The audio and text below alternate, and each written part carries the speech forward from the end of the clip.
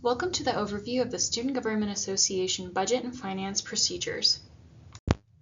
Let's first go over what exactly is budget and finance within Student Government Association. And it's important to note that the Budget and Finance Group is actually a committee within the Student Government Association, comprised of senators that are responsible for allocating the funds hosted by Student Government Association to our student organizations such as your own here on campus. The purpose of the Budget and Finance Committee within Student Government Association has three main areas of purpose. The first being to conduct interviews and allocate the university funds to a diverse range of student organizations across our campus, ensuring that there is equitable distribution to support various initiatives and activities across our student organizations. Their second purpose is to assist in the development and nurturing of a dynamic and inclusive university environment, fostering a thriving community that reflects a wide array of interests and perspectives. Their third purpose is to strategically manage and distribute all allocated funds with the aim of maximizing student performance, ensuring that resources are utilized efficiently to support and enhance the achievements and growth of students. Review the general timeline for the Student Government Association funding allocation process. It's important to note that these dates change every year, but they follow a generalized timeline as seen here. It's good to note that you apply for funding for the next school year each September. So for example, if we're moving into the fall of 2025 here on campus, you will be applying that September for fall funding for the fall of September 26. This process is basically done a year in advance. After you apply for your funding, you'll then sign up for interviews, usually by the end of that fall semester, followed by interviews kicking off in January with the Budget and Finance Committee. By January or mid-February, allocation weekend will occur. This is when the Budget and Finance Committee actually sits down and takes the time to review all of the interviews they've conducted and begin allocating those funds to each individual student organization. This too is when your organization can appeal the allocation that was given to you. You may think you may need more funding, or maybe you were given a bit too much and you're nervous about that you're going to be able to spend it all. That's when these appeals happen. Last but not least, interviews will be conducted again for anyone who's seeking an appeal during this timeline. And finally, to end out the year, readings by Student Senate will occur in February or March. These readings are listed out so that student organizations can come here in person at a Student Senate meeting, how much funding their student organization received. Let's now review an example timeline for the fiscal year of 2026. It's important to note that the fiscal year for Texas Tech University is the same timeline that Student Government Association follows. For example, for funding to be allocated to your organization in 2026, this funding process would have occurred in the 2024-2025 academic school year, as the fiscal year kicks off September 1st and goes until the following August 31st. Let's dig into this timeline now. For example, the funding timeline for 2026 would kick off September of 2024. You would fill out your funding contract and turn in a signed copy to the Student Government Association office, and the last day to do so would be around the end of November. If you miss any of the requirements at this point, such as turning in that funding contract, ensuring that your student organization is re-registered and in compliance, you will get no funding. You will automatically be excluded from this process. After completing that first step in completing your funding form, as well as receiving training on the funding process by Student Government Association, you'll then sign up for interviews throughout the month of December. It's important to note that this is not when your interview is conducted. This is just the open timeline to sign up for interviews in the coming spring.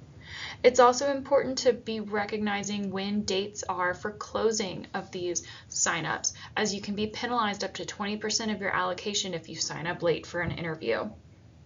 You can then see when allocation weekend occurs, usually sometime at the end of January or mid-February, once all of the interviews have been completed with student organizations, and appeals follow shortly after, and followed of course too by the appeal interviews if you secure one or need one.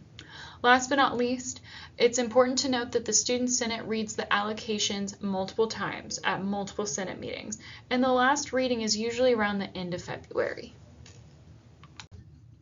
How much funding now can a student organization receive from Student Government Association? It's important to note that the maximum amount a student org can receive is $15,000 from SGA. Also, please note that this is very, very few of our 550 student organizations who receive this dollar amount. It's because these specific organizations have been receiving Student Government Association funding for a long time, and year after year they've proven that they spend all of their money on the correct areas that they're allowed to, as well as ensuring that they're not receiving any allocation penalties.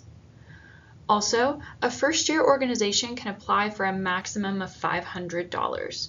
And if that seems like that's low, it's important to note that as long as you're doing like other organizations and spending all of that allocated fund, the next year you can ask for an increase of 30% more, which would already total your next year's ask at $650.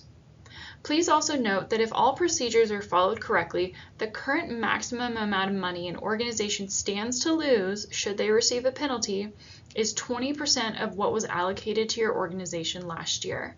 The Budget and Finance Committee levies the historic spending of each organization also when deciding the allocation for next year.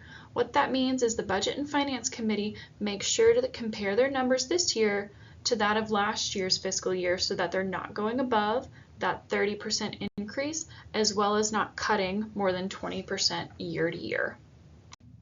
Now, you've received your funding allocation from Student Government Association.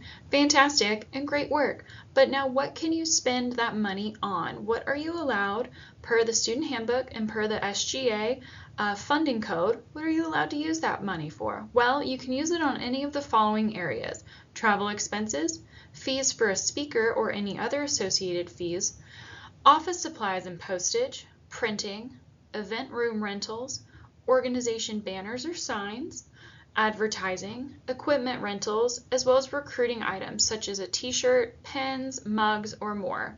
Also internal publications. Of course, too, if you're going to receive funding, there are a few things that you cannot spend your money on. Here are the following items that you cannot utilize Student Government Association funding allocations for. You cannot use these funds for research presentations, your advisor's travel expenses, or internship fees. You cannot use this money for scholarships, awards, gifts, or prizes. You cannot use it for fundraising projects solely beneficial to your organization. You cannot use the funding for operating expenses such as a telephone line, subscription, or salaries. It cannot be utilized to purchase fixtures or furniture to decorate an office or space.